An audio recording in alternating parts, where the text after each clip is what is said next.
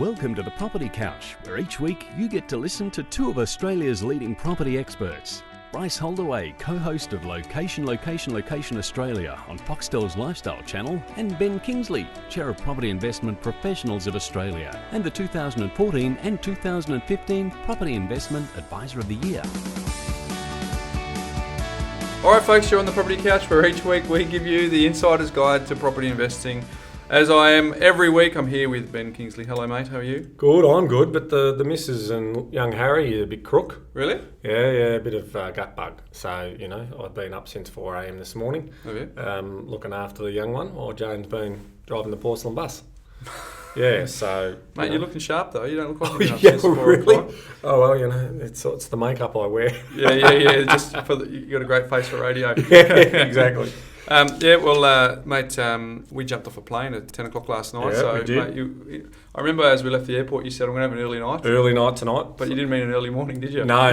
Normally I go to bed between sort of 12 and 1 a.m. Yeah. But I thought, no, I'll get to bed early. And so I go up and say hi to Jane, and 11:15 she's out of bed throwing up. Oh. So I'm like, okay, well, I'll go downstairs, and then the young one gets up and throws up at about sort of 3:34, and off I go. Doonas and bags and buckets, and he ended up doing about 7 or 8 of the best. So all good stuff. Mate, so our listeners are probably sitting back going, try reaching themselves. I mean, whenever I'd have to change the sheets for the kids doing that, mate, I've got the double dry reaches. Yeah, no, I'm not good at it either. It's never good. Someone had to do it while the boss was down.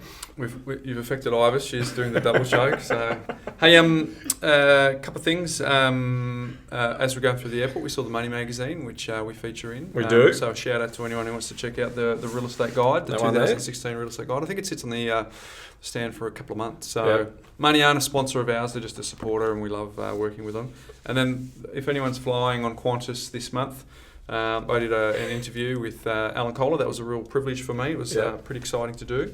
So that appears on Qantas in-flight as well. So I'm pretty chuffed with that, I've got to say. Yeah, and obviously comes off the book, which has been going really well. So thank you for everyone who's been buying the book. If you're new to the podcast and you want to know more about it, you can pick up the book at our website.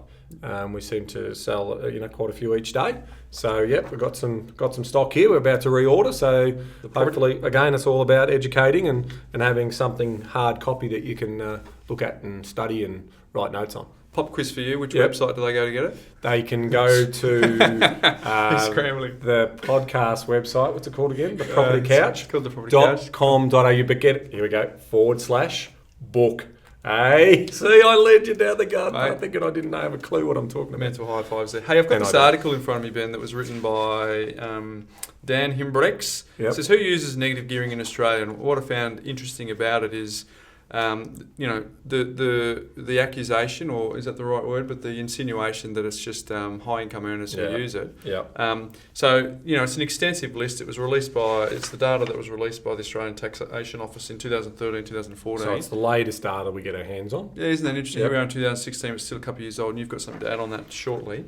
But the interesting thing, the person who gets the most losses claimed was general managers, 212,131. And then the next level is chief executives and managing directors. They were the next highest to claim the loss. So all of a sudden you could probably start to build a case that it's the rich using this. But as I go through the list, registered nurses, 288,000 registered nurses use negative gearing. Yeah, so bigger than managers? Bigger than general managers, bigger than CEOs. 362,345 general clerks. Get this for receptionists. Receptionists over here. 116,480 receptionists. Age and disabled carers, 122,000. I mean, I've just circled a couple of the big ones. Child carers, 112,000 people. And checkout operators and office cashiers, 120,000 people. So the point in saying that is very simple, that yes, people on high incomes can use negative gearing to their advantage. But middle Australia is trying to get ahead and self-fund their retirement. So not only would it take away the headline of the rich getting richer, but it's going to affect the person who's living next door, the person who's taking your blood for, when you go to the blood donor, the person who's the receptionist at school. These people are the people that are negative gearing. Yeah, they are, and I think it just lays claim that you're going to hear one party being the Labor Party. And I think it's really important that we say we're apolitical. Like, we're on our issue is the policy document on negative gearing. It's not so much the Labor Party's fundamentals. We believe in education. We believe in healthcare. We believe in a fair go for every Australian. Absolutely believe in that fundamentally. We do this podcast as our give back in regards to giving everyone the opportunity to try and educate themselves to do property investment. So we believe in that. So, again, you get a list of data like that, and the Labor Party tweak it to the millionaires and the speculators, making it hard for mum and dad to get into affordable housing. That's rubbish. But then you actually put all the facts on the table and, absolutely. They will naturally negatively gear more because they earn a higher income, have a higher disposable income, which means they can borrow more money and technically buy a better capital growth asset, which means there's a bigger shortfall and they can handle that shortfall. But it's great to see the clerks, it's great to see the childcare workers, it's great to see the nurses, it's great to see the school teachers, the police officers, every one of those people having a go, and that's that sort of 80%. So it's that classic 80-20 principle. If you actually count up all the number of those people, that's 80% of the people who are using this as a means to self-fund their retirement. Because we've already seen it, and I've said this time and time again, you can go back to everything that I've ever written since 2000 about there will not be a pension that is going to be a free, ready-as-you-go pension for everyone when it comes to retirement. And we're starting to see that now. So we're starting to see the 1.6 million people, they're going to start getting taxed 15 cents on the dollar. There was never going to be a tax-free superannuation policy because we simply can't support those people who can't get enough money to fund their retirement for 30 years. So the reality is we're going to have to pay a little bit more, and high net worth people are going to have to put their hands in their pocket, and that's okay. It's still better to be in that financial position where you can afford to do that and still enjoy a real high quality of life. It's much better than being on a pension where you're on $35,000 to $37,000 as a couple. That's not living, with the cost of living going up. Here, well said. I mean, just if you go through the list, cafe workers, crop farmer workers, binders, finishers and screen printers. I mean, there's just so many people. We're putting that up on the site? Yeah, we'll get this. I think that's a ripper. We'll put the list up on the site. That up on the Facebook so that any one of our listeners go to Facebook. We'll put the article up there so that they can check that out. So brilliant. Very good. Hey, Q&A day. Q&A? Mate, this is the questions that our listeners want to have answered because they're very real queries that they have. So I've got one here from Derrick. I just discovered your show and can't thank you enough for your insight knowledge for a beginner wanting to learn more. I was listening for your tips on First Homeowners episode where you advertise a gentleman to think about getting a one-bedder in a desirable suburb like Bondi as his first place. Coincidentally, I pretty much did that 4.5 years ago, buying a one-bedroom unit in Woollahra. So you could say that I'm that guy 4 years later. The only difference is that my apartment wasn't part of an investment strategy at the time. I just liked the apartment. I'm at the stage now that I want to get into property investing, but at the same time I'm conscious about finding my second place of residence for my wife and I in about 3 years, preferably living in a similar area. So I'm tackling two thoughts at once. How do I invest in my long-term future while figuring out how to afford my next home? What should someone like myself be thinking? Should I be looking to invest and build more equity for our second place? Should I sit on our current property and save while looking to use my current place of residency as a future investment property? Is there another route? Thanks for your advice and thanks again for the show. Mate, that's what you deal with day in, day out. It is. It's what our property wealth planning team do. And look, it's going to come down to each individual in terms of how they want to tackle this. The two obvious ways to tackle this is to live where you want to live. In other words, live in a larger home, potentially rent that. Okay, so this is the reality of a growing nation that's getting more mature and seeing our big cities have very expensive residential property closer to the locations, employment locations, employment centres, lifestyle centres, beachside, all of those things. The land is scarce, and the types of accommodation that are available in those land areas are also really scarce as well. So from that point of view, that is a massive challenge. So what do we normally do when we're trying to build our models, the cash flow models? Is usually we would say to people, well, maybe the best option is to potentially buy it Okay, so lock it in terms of being the new principal home, but maybe have it as an investment to start with. Okay, so the idea is you might buy something that might be an ugly duckling or reliable and durable, which means that it's got potential renovation potential in it, and you rent it out for the years that you don't need that additional space. Now, he's in a one-bedder with potentially his wife, and if they want to have kids, that might be that they need to move into it sooner rather than later. But he's given us 3 years. So imagine if you did focus on that double household income and you focused on getting into that marketplace and you held that as an investment. So you rented that out for the first few years with a view of then ultimately moving into it. Okay, so that's one option. The second option is purely rent vesting. So you go on and you find that home and you just rent it. Okay, so you're that person renting that other one who's potentially putting it up for rent.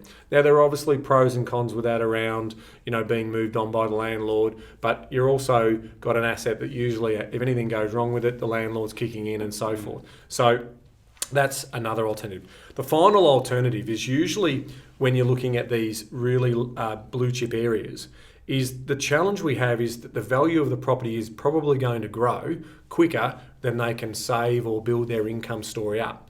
Now, in some cases, if they're professional people, their income story might grow substantially. And if that is the case, then they could potentially get in later. Okay, so it's a stepping stone process. So you go from the one bedder to potentially the townhouse, and then from the townhouse you go into the freestanding house. So that's going to come down to the personal circumstances. And what's his name? Derrick. So Derrick, we don't know what your cash flows are. We don't know what your household surpluses are. We don't know how many children you want to have. All of those are going to play into what's going to be possible for you. So, and probably the fourth alternative is you're going to have to reassess. You may have to look at moving to the next best option. So that mightn't be where, that amazing, desirable place. I mean, sometimes you hear me talking about having a flat in downtown Manhattan. I would love to have an apartment in downtown Manhattan, but the reality is I don't have the $3.5 million to buy that. I'd love to have an apartment in Hong Kong. I don't have the $2 million US to buy in Hong Kong either. So sometimes we've just got to realise that, the actual expectations. And that might also then mean, people might move locations, move cities or whatever to try and get that work-life balance that they're looking for. So, yep, this is exactly what we deal with, and that's why it's tailored every time. There's no vanilla solution. There is no vanilla solution, but we're giving you some ideas in terms of how that looks. I think the good thing here is that Derrick's actually putting some strategy and some planning into place. Yeah, I love it. If you think about, you talk to our parents and they said, well, we had to buy we talked about this last week. We not buy our dream home straight away and we work up to it. The modern equivalent of what our parents did might be saying, okay, well, I might need to look on paper and see the cash flow. And what you said, even for the next 3 years, even if they don't move into that particular property for the next 5 or 7 years, or even if they get to 3 years from now and they realise that they can't, their cash flow doesn't allow them because of their circumstances to do that, to then move into a rent vesting. So it's being flexible and keeping an eye on cash flow, because cash flow is king. Stop the hemorrhage. If you can trap the surplus, then you've got plenty of good opportunities. Yeah, but I think he's really forward thinking, which I think is the real plan to become what you plan to become. But it's hard, isn't it? It's just not easy. No. If this was easy, everyone would do it. So, but good on you, Derrick, for having a go, and well done for grabbing that apartment when you did in Sydney. You've timed that beautifully. So there should be a nice bit of equity in that property as well. And we'd love to see you retain it, because if you can leverage from that and retain that property as opposed to selling it, you're going to get some income, and that's one property down, whilst you're also paying down your principal home if you go down that route. Well, we spend our professional careers trying to get people to buy properties like Woollahra, in suburbs like Woollahra. Exactly. So if you've got one, don't try not to give it up. Don't try and give it up. Yeah. All right. So I've got one here from Jason. Hi, Bryce and Ben. Started to listen to the podcast recently and love it. Keep up the good work. I just wanted your guys' opinion on the ability to build large portfolios now in the current lending environment. I've heard you guys mention that you only need 4 to 5 properties. That's 4 to 5 really good properties, we should add, that has passive income and live into retirement. But what if you wanted a larger portfolio, say 10 or 20 properties? Is this achievable for people on average incomes like previously? In other words, or has the APRA changes stopped from this occurring in the future? Yeah, really good question. Yeah, it's good. The landscape has changed. My first question, and I know Jason very well, is why do you want to have that many properties in the first place? Because is it a status or an ego thing, or is there actually an end goal outcome? Because what I find is most people, we've said it hundreds of times, most people in the absence of an identifiable goal, they just get busy buying more and more properties. Yeah. And then you often see people who have these portfolios. In the Money magazine at the beginning, it asked my advice, and it was where people confuse activity with accomplishment. I've said that a few times. Yeah, love where it. they're just confusing buying as progress and success. Yeah. So the reason we say buy 4 or 5 properties is because Jane Slack-Smith 2 weeks ago was a perfect example. She said, my buying is done. I don't need to acquire any more properties. Her ego doesn't say, I need to go and buy another more so I can say I've got 20 or 30 properties. Yeah. She's got an end goal and she's firm on that. And now she's working towards it. So, Jason, the simple answer is the landscape has changed. We talked about interest rates dropping last week, and yet the assessment rates have actually gone up. Yeah. So the key there is average income. It's going to be more and more difficult for people to do it. But the tenacious ones and the ones who understand lending process, understand finance structure, and buying properties that are performing, will still be able to leverage and buy more assets, but it's getting more and more difficult. Yeah, it is, and we've got to understand that APRA is responsible for deposit-taking institutions, okay? So they have a banking licence.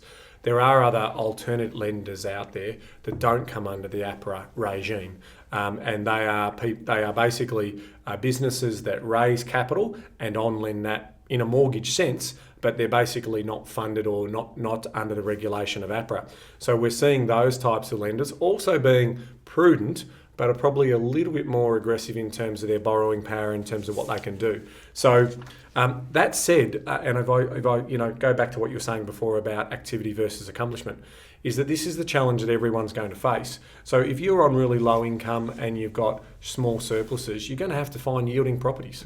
You're going to have to find those high yielding properties. Now, we know through further data was released yesterday from RP Data Core Logic that 20-year lows, rents are at 20-year lows, and there's a combination of why we're at that sort of position. We're at that position because of several things. The first one is that migration is a little bit softer.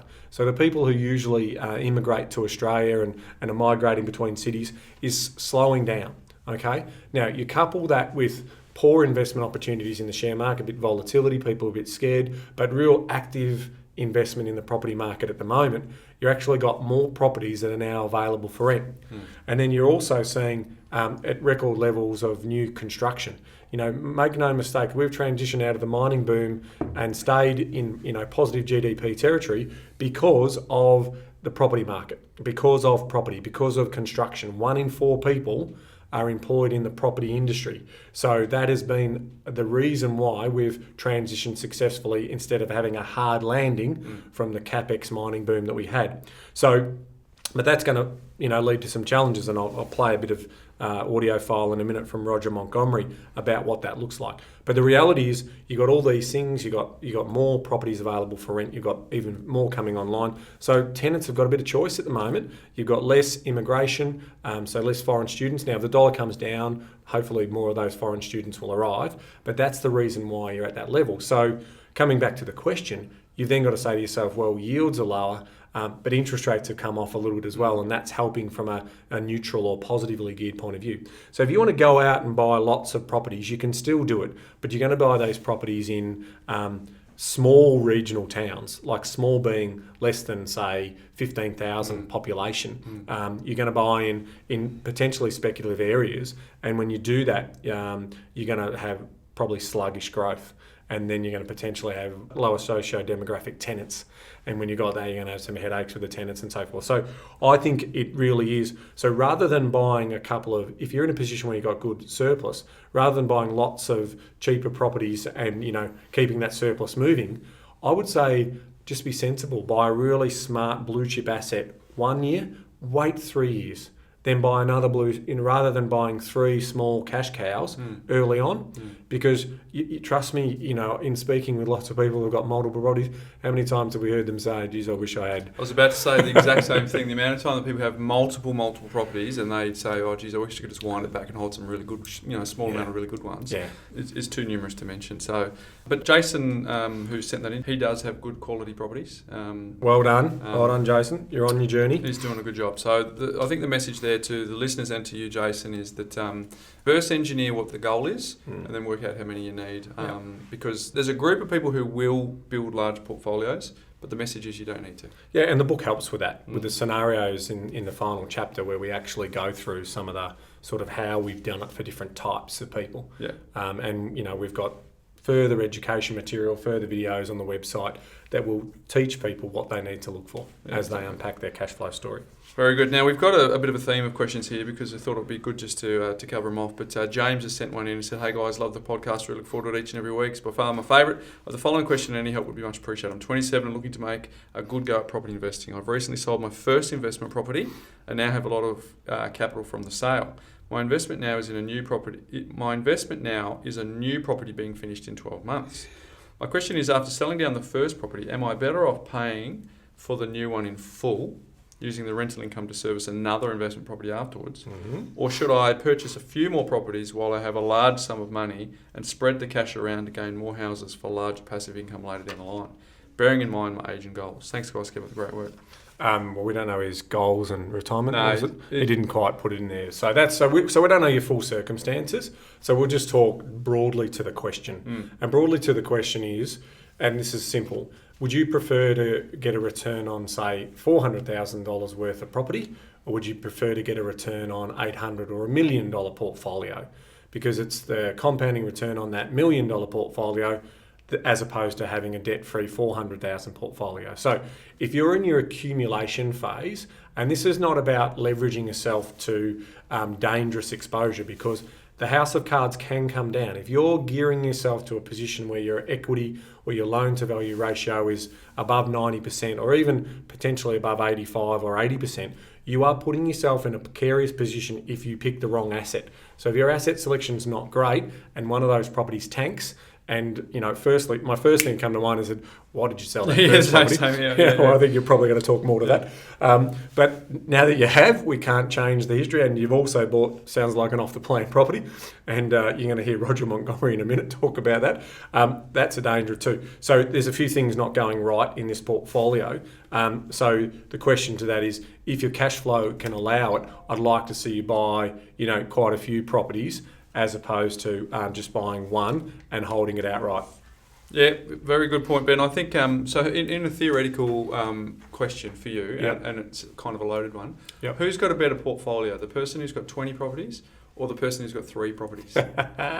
It's going to come down to the context of the properties. Correct. Yeah. So if the person's got 20 properties, let's just assume they both had 6% growth on their portfolio. Let's just ideal world. The guy with 20 and the guy with 3. The next layer of question is, how much is the value of the guy with 20 and how much is the value of the guy with 3? Because if the guy with 3's got a value of $2.5 million and the guy with 20's got a value of 2.1 million and they're both getting the same growth, the guy with 3's got a better portfolio. Absolutely. So it's not about... Absolutely. Real estate size doesn't matter. I remember during... Actually, no, that's true. Size of the portfolio, the value, but the number of properties doesn't matter. I remember during the GFC, you could go to a couple of websites in America on these repossession sales. With my credit card, mate, I could have bought 40 properties with my credit card. Have you got a big credit card? No, I don't. No, there was a $20,000 limit on that credit card. So I could have bought 40 properties. So I could have been one of these spruikers who says, I own 40 properties in America and I own 5 properties in Australia or whatever it may be, and all of a sudden I get instant credibility, and it's crazy. I mean, those properties, seriously, there's a chalk outline of the dead bodies in front, from the shooting incident that happened the night before. So it's all relative to quality of the asset. And then you're absolutely right in terms of the size of the portfolio is a really important one. So, no, very good one. So there's a couple of takeaways there, James. Thanks for your question. One is potentially not sell the property to realise the gain just to get back in the marketplace because you paid capital gains tax, you paid agents' fees, and then you're about to get back in. Just leverage to go. And then the second one is really, as Ben said, try and expose yourself to the greatest amount of value you can in the marketplace at your risk level. Correct. Well, I think that's beautifully summarised there, mate. Okay, I've got one here from Carla, and it's the theme is, or the subject is buying a home. Hey guys, I love the podcast and the sign-offs too, Ben. Oh, well, you're the only one, or there are a couple. I think there's two. I'm the only one listeners. who doesn't like. She's one of two listeners. Yeah. Oh, look, I'm hopefully running out. You know, this podcast keeps going. We're going to have to change to a different idea there. Yeah. My question is, if you're renting but have the ability to purchase a property, is it better to buy an investment property or a principal place of residence first? Always the great question, you know, that fork in the road. Which would set you up better for the next step? I feel like it's a bit like chicken or the egg. Love the comment. I'd love to know your thoughts. Keep up the good work, and I can't wait for the footy season to hear your commentary. So obviously this is one that's been in the bank for a little while. Yeah. Well, we said we get to them. We do get quite a lot of questions. We get some great questions though. And I'm glad you were waiting for the footy season, because as Collingwood and Freo supporters, we are like, bring on 2017, are we? Do you know what someone sent me during the week? There's Owen who plays for a red team. I think it's Liverpool, and he's number 7. So you read his Guernsey, it's the old Owen. I know who you're talking about. Yeah, Owen 7. Yeah. And that's like Fremantle Owen 7.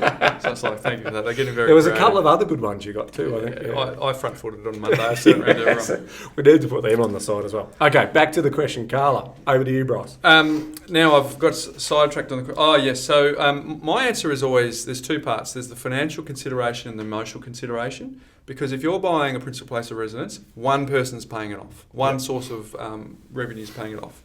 If an investment property is being bought, there's 3. There's you, the tenant, and the taxman. Mm-hmm. So on paper, it's actually more affordable to buy an investment property than it is to buy your own home. Correct. But it doesn't take into account the fact that you might want to touch your own 4 walls. So again, with the amount of question that you've got, with the amount of information you've got here, Carla, it's hard to say other than we've talked in podcasts 3 or 4 ago about rent vesting. On paper, it actually does make sense, financial sense. And the more expensive property that you rent, the more sense it actually makes, because the yield on the larger properties starts to diminish less and less. So it makes more sense to rent. So your question is, should I buy first or should I rent first? I would say with the information that we have and the assumption that you want to get ahead financially, you would probably buy an investment property and rent. But again, there's a lot of complexity to it. Yeah. So I'll add to that. This is where we start to unpack what your life looks like in your goals and dreams. So Carla, if you're thinking that, you know, Prince Charming is going to come along, hopefully in the course of the next 3 to 5 years, then the reality is once you do become a couple, your needs and wants and behaviours will change based on thinking about both of you together. So let's say we bought that principal home and we bought an apartment and we're living there, and it's great because we're thinking we're not paying rent because rent money is dead money. But the reality is if we have only held it for 3 or so years and then Prince Charming comes along and we think, oh, well, we're going to have to sell that one because we're going to have to use the money for a deposit for our home, that's not the way I would approach it. I would be sort of saying, look, that's why renting and investing might still be the way to go, because it just gives you that flexibility. Now, if we're not interested in Prince Charming, if we're not interested in that, and if we want it to be my way or the highway, then the reality is it's going to come down to that emotional conversation with yourself. Is how important is it that I have my home that reflects who I am? And then you're having that conversation about wealth versus happiness, because money is not going to buy you happiness, all right? So if you have that conversation with yourself about wanting my own space and a place that I feel secure and comfortable in, that no landlord's going to be able to kick me out of, then you'll lean towards buying a principal home. And either way, doing something is far better than procrastinating and doing nothing. So let us know which way you went, Carlo. I'd really love to know, you know, what the outcome of that is. Some good wisdom there, Ben, with work-life balance. I love it. And so as we're running out of time, I just want to get to Deanna. She's got a 3-part question, and a couple of them. First part was, should I buy a PPOR or investment property? Covered that. Second one, what is your opinion of utilising the first homeowners grant? And we've written an article, and without going into too much depth, if that's all a first homeowner can do to get in, and they can get into a higher performing area, we made the suggestion in that article that they use the first homeowners grant with the long game in mind. Correct. But the footnote on that is sometimes chasing the first homeowners grant at the expense of the quality of asset don't lose sight of that. So don't go out wide to chase that asset. Correct. But part 3 for you, Ben, I think it's a good one. I think it's something that comes up for a lot of listeners. It's a broad question, maybe potentially be outside the scope of practice, but I was wondering what your opinion was in diversifying wealth building strategies. Mm-hmm. For example, do you observe in your successful clients that they're involved in property investment only, or do they often include other investments such as share portfolio to their strategy? Yeah, so if we look at the bulk of our clients, the bulk of those are interested in bricks and mortar. Mm-hmm. So they're scared of the share market, they're scared of the volatility, they don't know how they can control it as well as they can control bricks and mortar.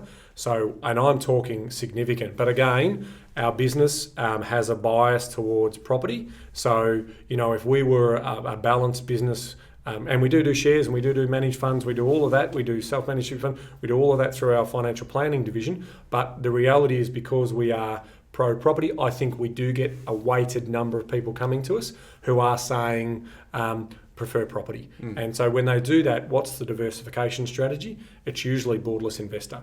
It's usually about making sure that you don't have all your properties in one suburb of one city. That's when you're going to have exposure and risk that we don't like to see. You mentioned we're pro-property. We're probably pro-leverage, aren't we? Because I always think it's the independent umpire. We don't have any negativity towards shares. We have them ourselves. But at the end of the day, the banks will leverage residential real estate in built-up areas the highest out of all the asset classes. And that means we can go back to what we previously said 5 minutes ago, that we get to expose more value into the marketplace and get the compounding effect of the more value. And that's why we spend so much time talking about cash flows and money management, because if we're going to be pro-leverage as well, we don't want to get people into circumstances that they have to reverse out of, because there'll be red ink on the page, not black ink on the page.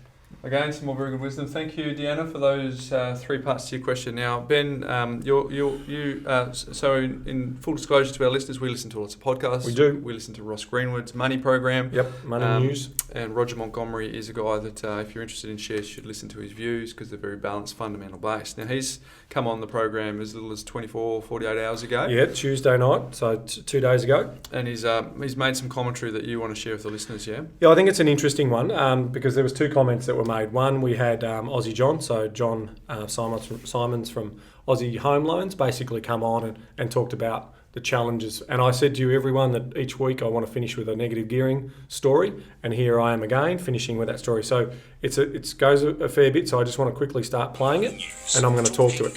So it's called Money News. In Australia could drop between 10 and 20%.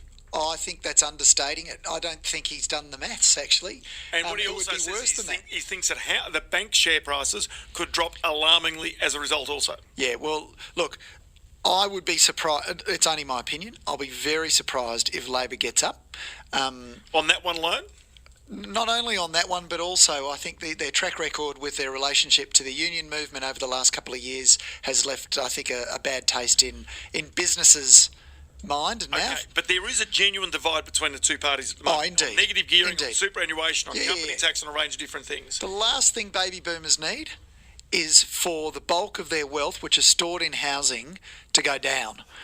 There's already enough pressure on the downside in housing. I think John Simons, if 10 to 20%, that is understating it. I did some numbers today at lunchtime, and Internet challenge there. Internet challenge. So, but paraphrasing what he said, is he felt that John Simons was understating that the market would drop 20% under that policy. That is understating it. Yeah, I did he some did. numbers today Steve, at I'll try. lunchtime, and it depends on the LVRs, on the average LVRs, but the drop could be as much as 30 or 40%, could even be higher than that. It depends on the LVRs. Okay, so he then goes on to talk about, now this is, so, John Simons has got an agenda. You'd think that because he's playing in the property space and so forth. This is Roger Montgomery, one of Australia's leading share investors, value investors, and he's sitting there saying, I think it could be 30 to 40%. So he then goes on to talk about it. So you can download the episode. So it's a great show, Ross Greenwood show called Money News. So you can download that. We can provide the link on the website because obviously this is their information, it's their story. We're just leveraging from that. So what he goes on to talk about is the dangers around the oversupply in the property market. So again, we're coming back to the high-rise apartments and the construction that's going on. So he calls a recession. So he goes on and finishes with, I think we'll go into recession anyway, because there has been so much activity in the property space. And again, that's been great, but he says if you then take negative gearing into the conversation, which is only about buying new and being able to gear new, well, no one's going to have an appetite for it. So that the construction industry, which again employs 1 out of 4 Australians, is going to slow down, and that has flow-on effects both in direct industry and indirect industry in terms of retail, what we buy and so forth. So, you know, when you've got a share commentator who's basically saying that this is not only bad news for that, but it's also bad news for 18 million Australians who have superannuation funds, who have property exposure in those superannuation funds. It's bad news for share investors who have shares in companies that are in this space as well. So it's really a conversation around why risk it. You know, why would you risk changing policy? And again, we're apolitical. This is not about the Labor Party. This is not about the Liberal Party. It's about this particular policy. It's just not good for everyone. You know, and the only people that might benefit, a small percentage of people who are going to look to buy a new home. And if that's an apartment, great. If that's a house on the fringes of the town, of the city, and a long commute, that's great. It's going to do nothing for existing property close in. If people are thinking they're still going to be able to buy a bargain in Woollahra, in the units in Woollahra, they're kidding themselves. If they think they're going to buy a great property close into town, they're kidding themselves. Those properties will continue to perform very well. He even goes on to talk about how the developers will have a short-term bonanza, but then they'll be out of it in 3 years' time because the secondary market, and then that'll have a detrimental impact. So, mate, very good. Hopefully that gives some more insights to our listeners around the upcoming election, or around that upcoming part of the policy. Yeah, that's all we're worried about. So, you know, it's a big decision, and that's why I am drilling it in. And I know, you know, we may have raving fans on this side who on this podcast who already know this. But if you're talking to people, you know, when you've got share investors saying it's bad news for the economy, and they'll be thinking that's a bonanza for their business, people are going to go and move to shares. Well, he's saying, you know, it's chronic. Very good, very good. So there you have it, folks. Thanks for sending in all your Q&A. We love doing it. We know it's the real questions that are on the ground for you as a property investor. We also put a call out last week, Ben, to tip us over the 100 reviews. Yeah. And we're at 110. Thank you, everyone. That was cool reviews. Of you all to. So whoever did that, you know, the review last week. Thank you. Thank you. Yeah, as you're sitting there listening to the podcast, if you're enjoying it, if you could give us a 5-star review, that'd be great. The reason, you know, apart from it sounding like self-interest for us, it just keeps us ranking in the charts, Ben, so more and more people can find us. Yep, and then hopefully get educated. So, Beautiful. where are we going? Mate, we're in northern Sutu. Northern Sutu. So back in Africa, northern Sutu. And this is a shout out to one of our African listeners who's over there. So she's asked if we can do this one, and here we go. We've got an African listener. We know of one. Actually, we got South African listeners that I know of. South African. Yeah, but this is Northern Africa. This is Northern Africa. No, still South Africa. We're getting a little bit of help from over here is Ayanda, who's helping us out here. Yeah. All right, so very important because, you know, someone's really listening to this. Yeah. Habotse. Mate, that's Habotse. on the spot training. Sound like you spat at the beginning. In the Arabic. That's all right, mate. Yeah. I'll just remind me not to stand opposite you on next week's send send-off. Have a go then. Yeah, no, I leave that to you, mate. You did very, very well. But we're going to acknowledge that you just nailed that. I think. Look, if I keep saying it, one of them is going to be all right. Exactly. So there we go to our African listeners. Habotse. There's the spit again. All right, guys. Have a great week. We'll see you next week. Bye for now.